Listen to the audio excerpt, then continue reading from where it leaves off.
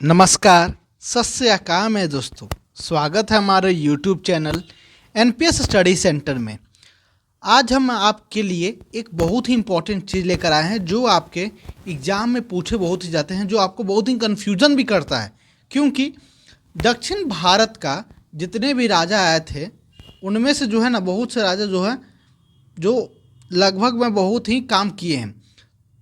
कहने का मतलब ये है कि दक्षिण जो राज्य होते हैं उन राजाओं का नाम थोड़ा अलग टाइप का होता है, जो हम लोग को सूटेबल नहीं होता है। उनके लिए भी होता होगा, हम लोग के लिए नाम सूटेबल नहीं।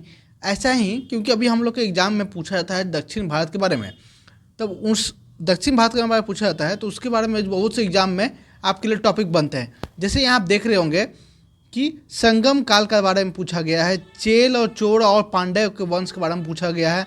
दक्षिण भारत में कौन, देखिए नाम यहाँ पढ़ रहे हैं, तोंडई मंडलम कहा जाता है तो किसे कहा जाता है। तो ये सब आपके एग्ज़ाम में बहुत ही पूछे जाते हैं, चाहे आपका वो बीपीएससी की एग्ज़ाम हो, चाहे वो एसएससी बीएसएससी, चाहे कोई भी एग्ज़ाम, एनटीपीसी, रेलवे, कोई भी एग्ज़ाम हो, सभी जगह प्रश्न आते हैं। और अगर इसका आप पीडीएफ लेना चाहते हैं तो पीडीएफ के लिए डिस्क्रिप्शन में लिंक पर जाइए, टेलीग्राम जैसे ज्वाइन कर लीजिए, वहाँ आपको जो है पीडीएफ भी मिल जाएगा। और इसके अलावा जो है आप अगर जो है एनटीपीसी, बिहार एसएससी, एसआई की तैयारी में लगे हुए हैं तो इन सभी के लिए जो हमारे चैनल पे science, GK, GS, current, math जो है उपलब्ध है, आप उसे जाके जरूर चेकआउट कर सकते हैं। तो चलिए इसे शुरू करते हैं। तो आज हम देखने वाले हैं दक्षिण भारत के राजाओं के बारे में और उनसे द्वारा जो क्वेश्चन पूछे गए आपके सवाल एग्जाम में, उन सभी को तो वन लाइनर के थ्रू हम देखते हैं। क्योंकि यह खान सर का भी पीडीएफ है, तो खान सर का पीडीएफ तो आपको जानवे करते होंगे कि खान सर का पीडीएफ जो है आपका किसी भी एग्जाम में काम कर सकता है। भाई यूपीएससी नहीं, यूपीएससी का अलग बात होती है, लेकिन नॉलेज की तो सब जगह एक होती है, तो ये हर जगह काम आएगा। चलिए इसको देखते हैं। तो पहला आपका पूछा गया है, तीनों संगम कितने वर्षों तक चले थे। 3 संगम हुए थे जिसमें से तीनों जो है कितने साल तक चले थे, तो 9,990 वर्ष तक। यहाँ देखिए, यहाँ लिखा हुआ है चेर, चोर और पांड्य। चेर, चोर और पांड्य जो है ना आपका कितने साल तक, तो 9,990, सिर्फ यही 3 गो संगम। आगे देखते हैं कि अशोक के अभिलेख में उल्लेखित 4 दक्षिण भारत शक्तियों में से किस एक की पहचान अभी तक ठीक से नहीं हो पाई है, तो वह है आपका सातीय पुत्र की। किसकी? सातीय पुत्र की। नेक्स्ट देखते हैं कि संगम काल में और किसे कहा जाता था, तो संगम काल को क्या कहा जाता था, तो जासूसों को कहा जाता था। क्या कहा जाता था? जासूसों को। संगम काल में युद्ध से प्राप्त भेंट या लूट को क्या कहा जाता था, तो उसे इरई कहते हैं। भाई यह दक्षिण भारत का भाषा है तो इरई कहते हैं। क्या कहते हैं? इरई। इल्लह सुने होंगे, इल्लह मतलब नहीं, तो इसी तरह से जो है ना इरई कहा जाता था। समगम साहित्य में वेची शब्द का जो वहाँ का वर्ड है वेची, उसका प्रयोग किस अर्थ में होता था, मतलब उसका मतलब क्या है। हिंदी भाषा में कहे तो उसे कहते हैं गो का हरण होना, गाय का हरण होना ही कहते हैं वेची। नेक्स्ट है आपका कि संगम काल में कर संग्रहालय को क्या कहा जाता था, तो कर संग्रह जो टैक्स सेशन होते हैं तो उसे क्या कहा जाता था, तो उसे वड़ियार कहते थे। क्या कहते थे? वड़ियार। नेक्स्ट है कुलवा नेकन शब्द का उपयोग जो है संगम साहित्य में किस अर्थ में हुआ है, तो कुलवा नेकन शब्द का उपयोग जो है आपका संगम साहित्य में जो है अनाज व्यापारियों के समूह के रूप में हुआ। किसे? अनाज व्यापारियों के समूह के रूप में। नेक्स्ट है संगम काल में ग्राम प्रशासन को क्या कहा जाता था, तो संगम काल में जो है ग्राम प्रशासन को क्या कहते थे, तो वह साउथ में कहा जाता था अम्बलम। क्या कहते थे? अम्बलम। नेक्स्ट है आपका कि 8वीं शताब्दी में किसने संगम साहित्य पर अपना भाष्य लिखा है, तो 8वीं शताब्दी में संगम साहित्य पर किसने अपना भाष्य लिखा है, तो वो कौन थे? इरियानार अर्गजोरुल। क्या है? इरियानाल अर्गजोरुल। नेक्स्ट है संगम साहित्य के अंतर्गत प्रेम विषयक काव्य संग्रह को क्या कहते हैं, तो उसे कहते हैं अक्कम। क्या कहते हैं? अक्कम।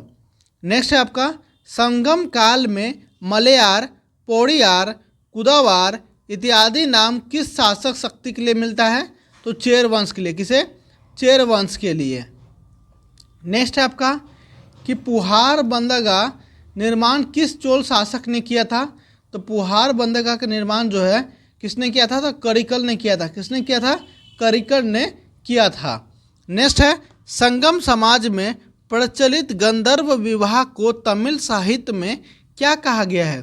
तो संगम समाज में प्रचलित गंधर्व विवाह को तमिल साहित्य में कलाबू कहा गया है। क्या कहा गया है? कलाबू। प्राचीन काल में दक्षिण भारत के एक प्रमुख तत्व श्रेष्ठ कोटि के रेशम को क्या कहा जाता था? तो उसे कलिंग कहते थे। क्या कहते थे? कलिंग कहते थे। नेक्स्ट है, दक्षिण भारत में मुरुगन देवता को समर्पित महोत्सव को क्या कहा जाता है? तो मुरुगन जो देवता हैं दक्षिण भारत के, उन्हें जो है समर्पित महोत्सव में उन्हें कहते थे वेलनाडल। क्या कहते थे? वेलनाडल। वेलनाडल। नेक्स्ट है, प्राचीन भारत के प्रसिद्ध वासव समुद्र बंदरगाह नगर को आजकल किस नाम से जाना जाता था?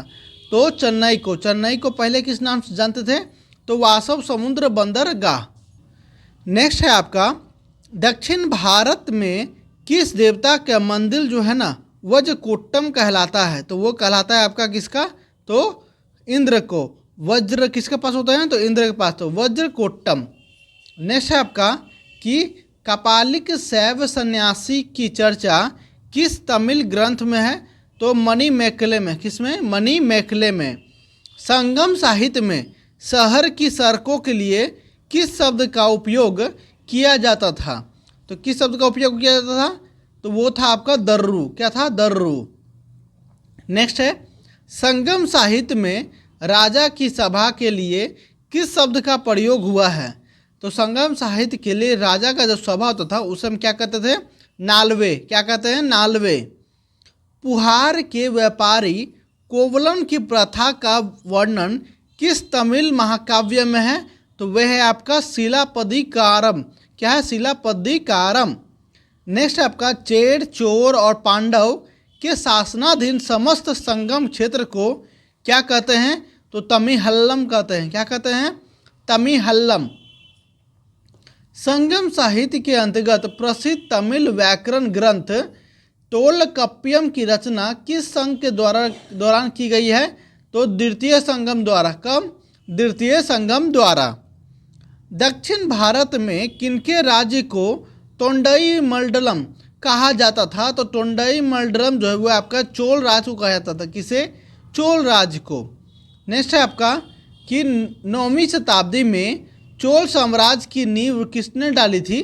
तो 9वीं शताब्दी में चोल राज के साम्राज्य का नींव जो है वो विजयालय द्वारा किया गया था स्टार्ट। किसके द्वारा? तो विजयालय द्वारा स्टार्ट किया गया था। यह वह मंदिर परिसर जिसमें एक भारी भरकम नंदी की मूर्ति है, जिसे भारत का विशालतम नंदी मूर्ति माना जाता है, वह कौन सा है? तो वह आपका बृहदेश्वर मंदिर। कौन सा मंदिर? बृहदेश्वर मंदिर। नेक्स्ट है आपका कि तंजौर के बृहदेश्वर मंदिर जिस चोल शासक के काल में निर्मित हुआ था वो कौन था? तो ये हुआ था राजा राज प्रथम के शासनकाल में। किसके शासनकाल में? राजा राज प्रथम के शासनकाल में। चोलों का राज्य कहाँ तक फैला हुआ था? तो चोलों का जो राज था वो आपका कोरोमंडल तट, दक्कन के कुछ भाग तक जो है ना ये फैला हुआ था। कब कहाँ से कहाँ तक? कोरोमंडल तट और दक्कन के कुछ भाग तक। नेक्स्ट है, कावेरी पत्तनम, महाबलीपुरम, कांची और तंजौर में से चोलों की राजधानी क्या थी? तो वो तंजौर थी। क्या थी? तंजौर थी। नेक्स्ट है आपका कि चोल प्रशासन की विशेषता थी ग्राम प्रशासन की स्वायत्ता पर वर दक्षिण भारत राज्य में जिसमें उत्तम ग्राम प्रशासन था वो कौन था? तो वो चोल था। कौन सा? चोल। चोलों के अधीन ग्राम प्रशासन के बहुत से ब्यौरे जिन शिलालेखों में है वे कौन से हैं? तो वे है आपका उत्तर मैरूड़ी में। किसमें? उत्तर मैरूड़ी में। नेक्स्ट है आपका कि चोल शासकों के शासनकाल में उद्यान प्रशासन का कार्य दिखता था, तो वह आपका टोट्टवरियम। किसमें? टोट्टवरियम। चोल काल में निर्मित नटराज की कांस्य प्रतिमाओं में देवाकृति प्रायः किसे क्या था? तो वो चतुर्भुज था। कैसा था? चतुर्भुज है। दक्षिण भारत के विशेषकर चोल युग के स्थापत्य की विश्व में श्रेष्ठतम प्रतिमा रचना की गई है, तो वह कौन सा है? तो नटराज की जो रचना की गई है वो आपका चोल युग में ही किया गया था, जो कि विश्व के सर्वश्रेष्ठ प्रतिमा की रचना मानी जाती है। शिव की दक्षिणामूर्ति प्रतिमा किन्हें प्रदर्शित करती है? तो वह है आपका शिक्षक के रूप में। किसके रूप में दक्षिणामूर्ति? तो शिक्षक के रूप में। नेक्स्ट है 72 व्यापारी चीन में भेजे गए थे, तो वे कब? तो कुलोत्तुंग के कार्यकाल में। कब? तो कुलोत्तुंग के कार्यकाल में। नेक्स्ट है आपका कि चोल, चेर, पल्लव और राष्ट्रकूट में से दक्षिण भारत का वह राजवंश जो अपनी नौसैनिक शक्ति के लिए प्रसिद्ध था, तो वह था आपका चोल वंश। कौन सा? नौसैनिक शक्ति के लिए कौन प्रसिद्ध था? तो चोल वंश। चोल शासकों में जिसने बंगाल की खाड़ी को चोल झील का स्वरूप प्रदान कर दिया, वह कौन था? तो वो राजेंद्र प्रथम थे। कौन थे? राजेंद्र प्रथम। नेक्स्ट है आपका गंगे कोडम चोलमपुरम की स्थापना किसने की है? तो राजेंद्र प्रथम ने की है। किसने की है? राजेंद्र प्रथम ने की है। वह चोल शासक जिसे चोल गंगम नामक बृहद कृत्रिम झील बनवाने का श्रेय दिया जाता है, तो वह है आपका राजेंद्र प्रथम। किसे? राजेंद्र प्रथम। नेक्स्ट है आपका वह चोल राजा जिसने जल सेना प्रारंभ की थी, तो वो कौन था? राजा राज प्रथम। कौन था? राजा राज प्रथम। नेक्स्ट है चोल शासक जिसने श्रीलंका के उत्तरी भाग पर विजय प्राप्त की है, तो वो कौन था? तो राजा राज प्रथम थे, जिसने जो है श्रीलंका के उत्तरी भाग पर विजय प्राप्त किया था। चोल राजाओं में वह जिसने सिलोन पर पूर्ण विजय प्राप्त की। सिलोन जो था श्रीलंका की पूर्व राजधानी थी, उस पर किसने विजय प्राप्त की थी? तो राजेंद्र ने। किसने? राजेंद्र ने। वह चोल राजा जिसने श्रीलंका को पूर्ण स्वतंत्रता दी और सिंहल राजकुमार के साथ अपनी पुत्री का विवाह कर दिया था, वो कौन था? कुलोत्तुंग वन। कौन था? कुलोत्तुंग वन। प्राचीन भारत का वह महत्वपूर्ण व्यापारी केंद्र जो उस व्यापार मार्ग पर था जो कल्याण के व्यंगी से जोड़ता था, उसे क्या कहते हैं? तो तगर था। कौन था? तगर। चालुक्य वंश का सबसे महान शासक कौन था? तो पुलकेशिन द्वितीय। कौन था? पुलकेशिन द्वितीय। चोल, चालुक्य, पाल तथा सैन में से वह वंश जिसके द्वारा प्रायः महिलाओं को प्रशासन में उच्च पद प्रदान किए जाते थे, वो कौन थे? तो चालुक्य थे। कौन थे? चालुक्य थे। चालुक्यों की राजधानी क्या थी? तो वो थी आपकी वातापी। कौन थी? वातापी। संस्कृत के कवि और नाटककार कालिदास का उल्लेख हुआ है, तो किसके समय में? पुलकेशिन के द्वितीय के ऐहोल अभिलेख में। नेक्स्ट है आपका प्राचीन संस्कृत ग्रंथों में प्रायः यह वो नवप्रिय शब्द धोतक था, तो वो था आपका काली मिर्ची का। किसका? काली मिर्ची का। नेक्स्ट है संगम साहित्य में तोल काव्यम एक ग्रंथ है, तो वो कौन सा है? तमिल व्याकरण का। किसका? तमिल व्याकरण का। नेक्स्ट है शिल्पदिकारम का लेखक कौन था? तो वे था आपके इलांगो अडिगल। कौन था? इलांगो अडिगल। ईसा की प्रारंभिक शताब्दियों में भारत तथा रोम के बीच जो है घनिष्ठ व्यापारिक संबंधों की सूचना प्राप्त होती थी, तो वो कौन था? तो अरिकामेडु पुरास्थल की खुदाई से। किससे? अरिकामेडु पुरास्थल की खुदाई से। नेक्स्ट है आपका वह बंदरगाह जो पोर्टुगी नाम से दी पेरिप्लस ऑफ द इरेथियन सी के लेखक ज्ञात था, तो वो कौन था? अरिकामेडु। कौन?